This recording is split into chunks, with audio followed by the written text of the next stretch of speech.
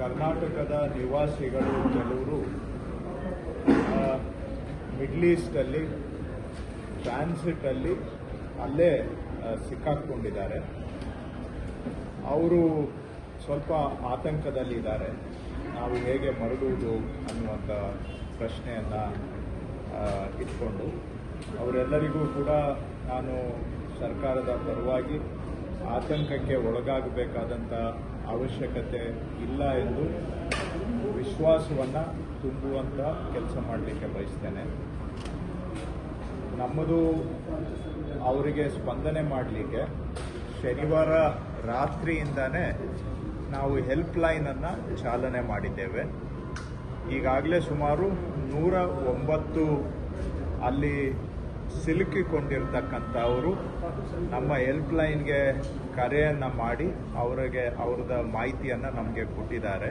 109 ನಿನ್ನೆಯೂ ಸಹ ನಾವು ಮುಖ್ಯಮಂತ್ರಿಗಳು ನಿನ್ನೆ ಬೆಳಿಗ್ಗೆ ಸೂಚನೆ ಕೊಟ್ಟ ನಂತರ ಮತ್ತಷ್ಟು ಜಾಗೃತರಾಗಿ ನಮ್ಮ ವಿಪತ್ತು ನಿರ್ವಹಣೆ ಪ್ರಧಾನ ಕಾರ್ಯದರ್ಶಿಗಳು ಆಯುಕ್ತರಿಂದ ಹಿಡಿದು ನಮ್ಮಲ್ಲಿ ಸ್ಟೇಟ್ ಎಮರ್ಜೆನ್ಸಿ ಆಪರೇಷನ್ ಸೆಂಟರ್ ಅಂತ ಇದೆ, SCOC, ಅವರು ಶನಿವಾರ ರಾತ್ರಿಯಿಂದನೇ ನಾವು ಆಕ್ಟಿವ್ ಆಗಿ ಕೆಲಸ ಮಾಡ್ತಾ ಇದ್ದೇವೆ.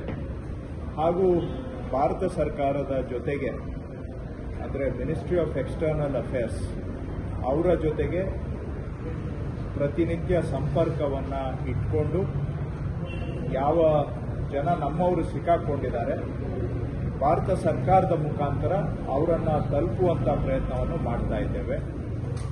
ದೆಹಲಿಯಲ್ಲಿ ಇರ್ತಕ್ಕಂಥ ನಮ್ಮ ರೆಸಿಡೆಂಟ್ ಕಮಿಷನರ್ ಅವರು ಸಹ ministry of external affairs Delhi ಜೊತೆಗೆ ಪ್ರತಿನಿತ್ಯ ಸಂಪರ್ಕದಲ್ಲಿ ಇಟ್ಕೊಂಡು ಅವರು ದೆಹಲಿಯಿಂದ ನಮ್ಮ ಕರ್ನಾಟಕದ ನಿವಾಸಿಗಳ ರಕ್ಷಣೆಗೆ ಅವರು ಕೋಆರ್ಡಿನೇಷನ್ ಅನ್ನು ಮಾಡ್ತಾ ಇದ್ದಾರೆ. ಈಗ 3 ವಿಷಯಗಳಲ್ಲಿ ಸ್ವಲ್ಪ ಕರೆ ಮಾಡಿದಂಥವರು ನಮಗೆ ಪ್ರಶ್ನೆಗಳನ್ನು ಕೇಳ್ತಾ ಇದ್ದಾರೆ. ಬಹುಶಃ 3 ವಿಷಯದಲ್ಲಿ ಸ್ವಲ್ಪ ಆತಂಕ ಇರಬಹುದು ಅವರಿಗೆ. ಒಂದನೇದು, ಎಲ್ಲರೂ ಕೇಳ್ತಾ ಇರ್ತಕ್ಕಂಥದ್ದು, ನಮಗೆ ಅಲ್ಲಿಂದ ವಾಪಸ್ಸು ಕರ್ನಾಟಕಕ್ಕೆ ಬರೋದಕ್ಕೆ ವಿಶೇಷ ವಿಮಾನ ಆಗಲಿ ಅಥವಾ ಬೇರೆ ಮುಖಾಂತರ ಆಗಲಿ ಅವರ ವಾಪಸ್ಸು ಪ್ರವಾಸದ ಬಗ್ಗೆ ಕೇಳ್ತಾ ಇದ್ದಾರೆ. ಅಂದರೆ ನಮ್ಮನ್ನು ರೆಸ್ಕ್ಯೂ ಫ್ಲೈಟ್ಸು ಅಥವಾ ಸ್ಪೆಷಲ್ ಫ್ಲೈಟ್ ಏನಾದರೂ ಮಾಡ್ತಾ ಇದ್ದೀರಾ ಅಂತ ಕೇಳ್ತಾ ಇದ್ದಾರೆ. ಇದನ್ನು ನಾವು ಕೇಂದ್ರ ಸರ್ಕಾರದ ಜೊತೆಗೆ ಅವರನ್ನು ಕೇಳಿದ್ದೇವೆ. ಕೇಂದ್ರ ಸರ್ಕಾರದವರು ಅಲ್ಲಿ ಸದ್ಯಕ್ಕೆ ಏರ್ ಟ್ರಾಫಿಕ್ ಅಲೌಡ್ ಇಲ್ಲದೆ ಇರೋದ್ರಿಂದ, ನಿಷೇಧ ಮಾಡಿರೋದ್ರಿಂದ ಯಾವುದೇ ವಿಮಾನ ಅಲ್ಲಿ ಈಗ ಹಾರಾಟ ಮಾಡಲಿಕ್ಕೆ ಸಾಧ್ಯ ಇಲ್ಲ. ಸೊ ಆ ಸಂದರ್ಭದಲ್ಲಿ ರೆಗ್ಯುಲರ್ ಫ್ಲೈಟ್ ಆಗಲಿ ವಿಶೇಷ ವಿಮಾನ ಆಗಲಿ ಸದ್ಯಕ್ಕೆ ಅಲ್ಲಿಂದ ಹೊರಡಲಿಕ್ಕೆ ಅವಕಾಶ ಇಲ್ಲ. ಆದರೆ ಏರ್ ಟ್ರಾಫಿಕ್ ಕ್ಲಿಯರ್ ಆದ ಕೂಡಲೇ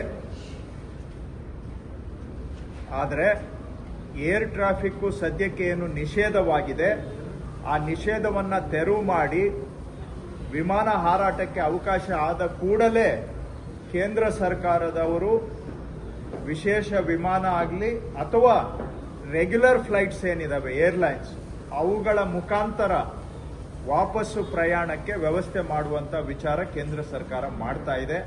ಸೊ ಆದರೆ ಅವೆಲ್ಲವೂ ಸಾಧ್ಯ ಯಾವಾಗ ಅಂದರೆ ಸದ್ಯಕ್ಕೆ ವಿಮಾನಯಾನ ಏನು ನಿಷೇಧ ಆಗಿದೆ ಆ ನಿಷೇಧ ತೆರವುಗೊಂಡ ಕೂಡಲೇ ರಿಟರ್ನ್ ಬಗ್ಗೆ ಮಾಹಿತಿಯನ್ನು ನೀಡಲಾಗುವುದು. ಸೊ ಅಲ್ಲಿಯವರೆಗೆ ಶಾಂತವಾಗಿ ಇರಬೇಕು ಅಂತ ನಾನು ಮನವಿ ಮಾಡಿದ್ದೇನೆ.